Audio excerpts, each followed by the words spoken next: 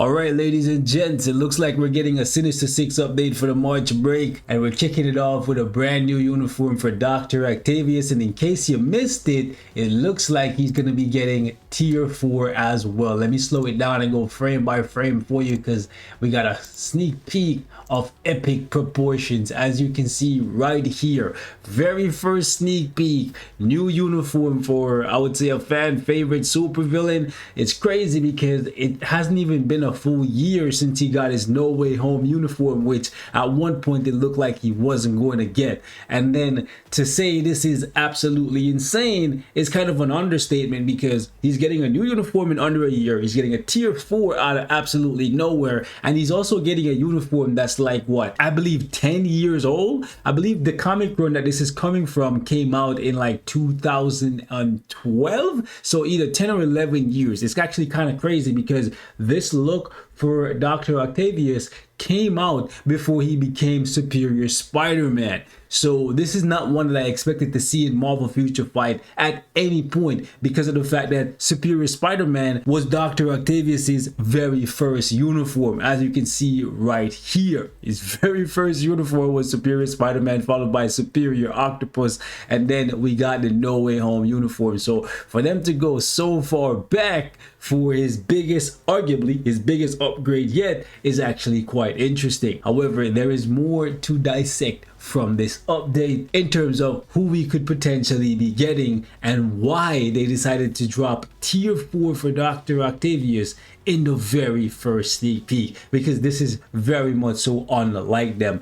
Maybe they're trying to build hype and get players to come back, because the last couple updates have been rather lackluster. Usually they start off with a couple uniforms, a new character, and then they save the sneak peek with a big tier 4 for the end of the week to hold us over. So we might see something epic to go along with tier 4 Dr. Octavius in the new uniform. This is the comic book run that they're taking the uniform for Dr. Octavius from. It's actually the Amazing Spider-Man issue 676.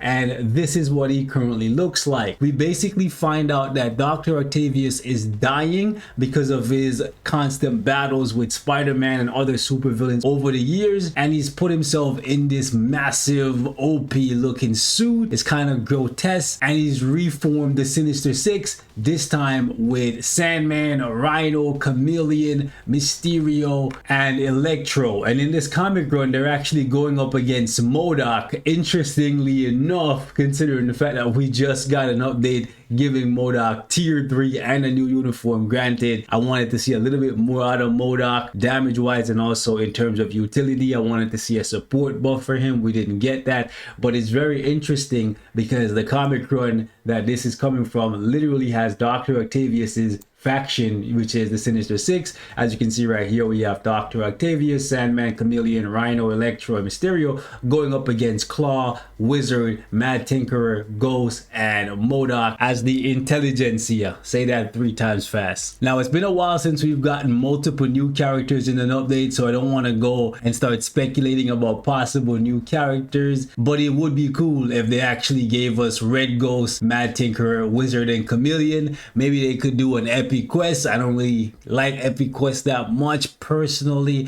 but I don't really see how else they would bring in 4 new characters and try to make money out of it. However, a new uniform for Claw, Mysterio, Rhino, and Sandman would be well appreciated. And also, as it stands, Rhino is the only one that doesn't have an awakened skill, so him getting a tier 3 would be pretty cool. Anyways, over on the forums, this is what they had to say. This supervillain who can control his tentacle arms freely is willing to put the world in danger to be praised. And this line right here is very important, because in the issues that follow, JJ becomes mayor, and he basically rips on Dr. Octavius by saying he's a massive failure that's never actually completed anything. Now, this is much later on. However, I don't want to ruin too much for you guys, but I just want to let you guys know why that line is important. So right here, this is JJJ, J. Jonah Jameson, right? He no longer deals with the Bugle. He is the mayor. And right here, Dr. Octavius Octavius just broke out of prison. However, what J. Jonah Jameson or JJ doesn't know is the fact that at this point, Dr. Octavius created a mind swapping device and he swapped the brains with Spider-Man. So now Dr. Octavius is inside Spider-Man's body and Spider-Man is now inside Dr. Octavius's dying body. And Peter Parker in Dr. Octavius's body is actually the one that just broke out of the raft. And JJ's pissed off because at this point he's kind of cool with Spider-Man. However, here we have Peter Parker aka Spider-Man aka Dr. Octopus inside Spider-Man's body, and basically you have JJ saying, "I'll throw everything I have at him. Mark my words, that madman will breathe his last breath behind bars," because at this point everybody is aware of the fact that Dr. Octavius only has a couple months or a couple days or a couple hours left to live. And right here you have one of the reporters saying, "Mr. Mayor, what chance will the police have against a criminal mastermind like?" And then JJ interrupts her by saying, "Like what?